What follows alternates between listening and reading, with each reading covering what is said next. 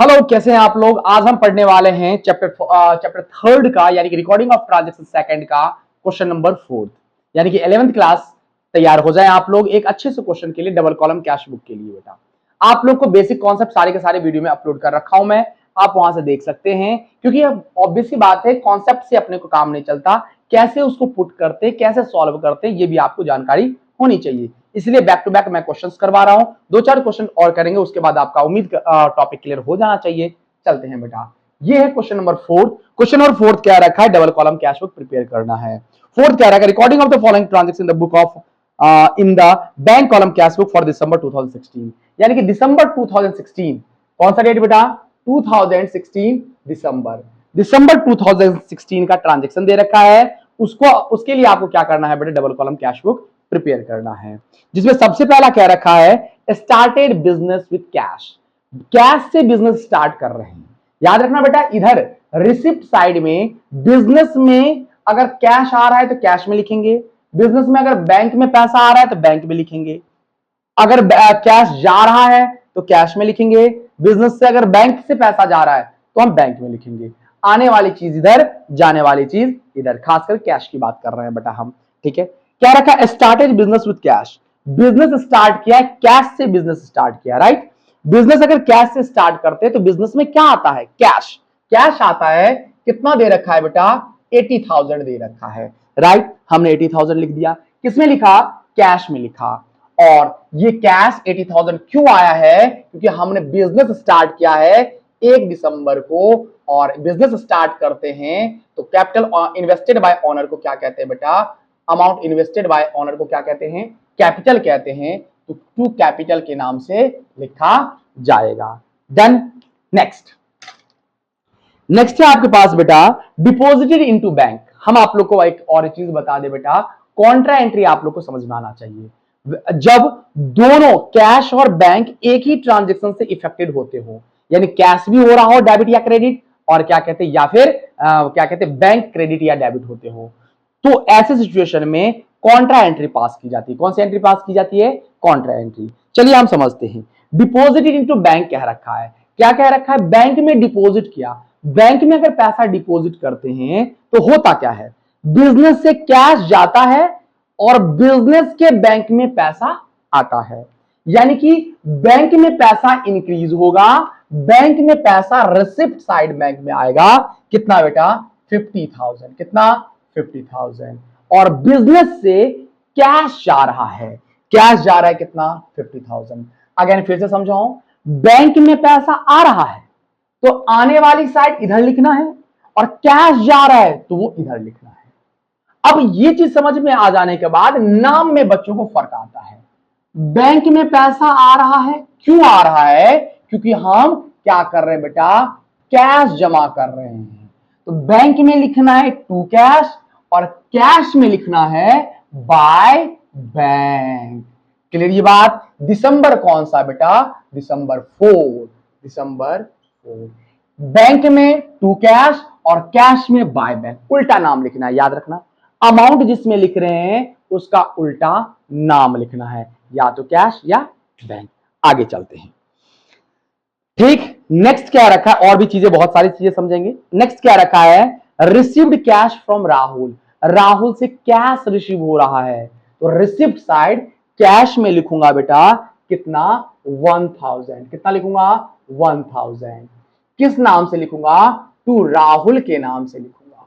समझ में आ रहा है। डेट कौन सा आएगा, डेट आएगा 10 दिसंबर। ठीक, नेक्स्ट क्या रखा है, बाउट गुड्स फॉर कैश।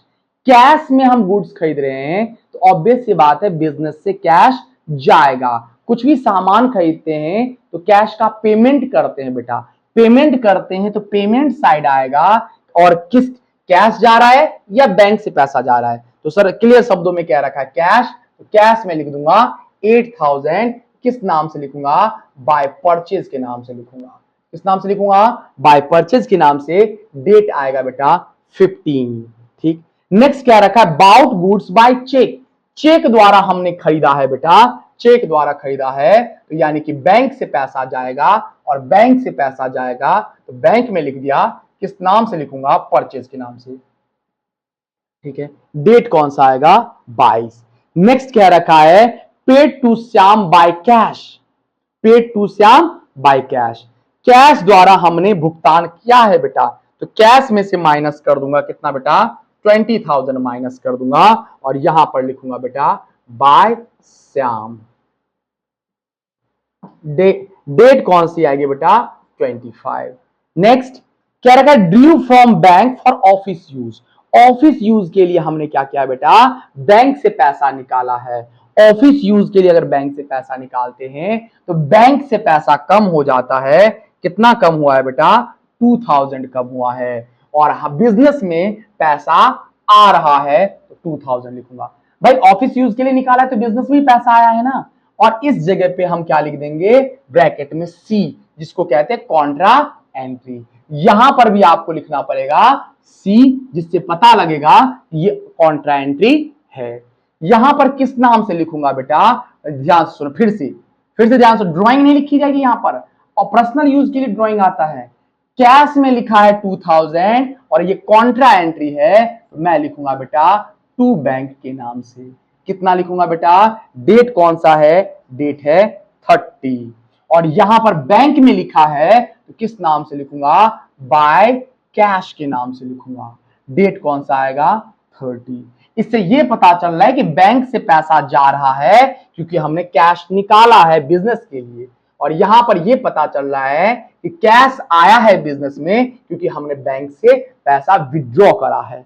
ठीक है, rent paid by cheque, cheque द्वारा रेंट पे किया है, तो पे किया है तो पेमेंट साइड आएगा, बाय रेंट के नाम से चेक द्वारा पेमेंट किया है, यहां पर 1000 रुपीज लिखा जाएगा। डन। चलिए बेटा, अब हो गया ये आपका ट्रांजेक्शन कंप्लीट, इतने ही थे। जब मैंने इसका टोटल किया, ध्यान सुनो, अब सबका क्या करना होता है, आप लोग को टोटल करना होता है। इसका टोटल करने पर आया बेटा 50,000 और इसका टोटल करने पर आ रहा है बेटा आपका कितना आ रहा है 10, 12, 13,000। ज्यादा कौन सा है 50, तो दोनों तरफ लिख दिया जाएगा बेटा 50। कम किधर है, तो सर इधर कम है। कितना कम है, तो 50,000 में से माइनस कर दूंगा बेटा 13,000, तो कितना आ जाएगा बेटा आपके पास 7, और 4 में से 1 गया तो 3, 37,000। दिख रहा है सभी को। नेक्स्ट, अब इधर का टोटल किया बेटा तो कितना आया 80, और कितना आया बेटा आपके पास 80, 81 और 82, और इधर का टोटल करने पर कम आ रहा है बेटा, तो मैं इधर 82 दोनों ही तरफ लिख दूंगा बेटा। ठीक है, 82 नहीं 83, 83 इधर भी लिख दूंगा बेटा 83।